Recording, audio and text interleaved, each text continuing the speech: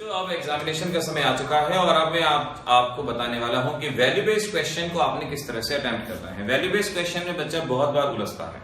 आपके एग्जाम में value based question chemistry and everyday life में से आ सकता है, इलेक्ट्रोकेमिस्ट्री में से आ सकता है और ये सॉलिड स्टेट में से आ सकता है। देखिए, जो आपके सब्जेक्ट का पार्ट होगा वो तो आप खैर बताएंगे ही। जैसे सोलर सेल के ऊपर क्वेश्चन आ गया, आपसे पूछा कि सोलर सेल के लिए कौन सा मटेरियल यूज होता है, वो तो आप बताएंगे ही, वो तो आपके सब्जेक्ट की इंफॉर्मेशन है। लेकिन वैल्यू बेस्ड क्वेश्चन में आपको दो वैल्यूज बतानी होती हैं जो उस क्वेश्चन के अंदर मेंशन होती हैं। आपको इन वैल्यूज के अंदर से दो वैल्यूज को सिलेक्ट करना होगा।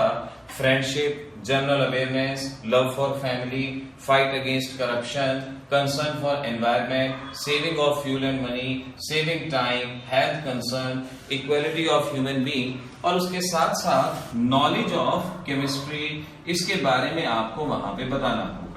इनमें से किसी एक वैल्यू को आपके दो वैल्यूज को आपके आंसर के अंदर आना चाहिए। अब जैसे सपोज क्वेश्चन आता है कि भाई आपके पास एक पर्सन ने इन्वर्टर खरीदना था, उसके पास दो ऑप्शन थे, एक ऑर्डिनरी इन्वर्टर लेता, एक सोलर इन्वर्टर लेता, तो यहां पर उसकी कौन सी वैल्यू मालूम पड़ती है?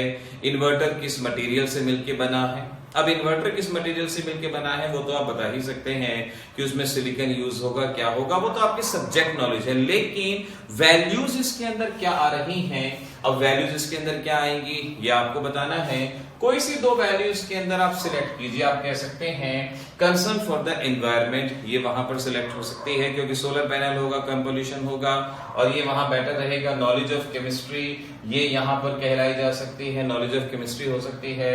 और हेल्थ कंसर्न, पॉल्यूशन नहीं होगा तो हेल्थ कंसर्न के हिसाब से वो बेटर रहेगा। जनरल अवेयरनेस भी आप यहां पर कह सकते हैं कि जनरल अवेयरनेस है। तो कोई सी दो वैल्यूज आपके क्वेश्चन के अंदर होनी चाहिए। इन वैल्यूज को आप लर्न कर लो, इन वैल्यूज को याद कर लो। कोई भी क्वेश्चन आएगा, कम से कम जो वैल्यूज पूछी वो आप इससे डायरेक्ट बताएंगे।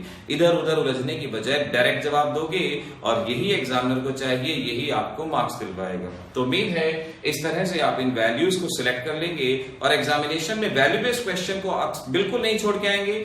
बच्चे कई बार इसी क्वेश्चन की वजह से 99, 98 पे आके अड़ते हैं, लेकिन आप कोशिश करेंगे इन वैल्यूज को डेफिनेटली लिख के आएंगे। All the best, happy examination.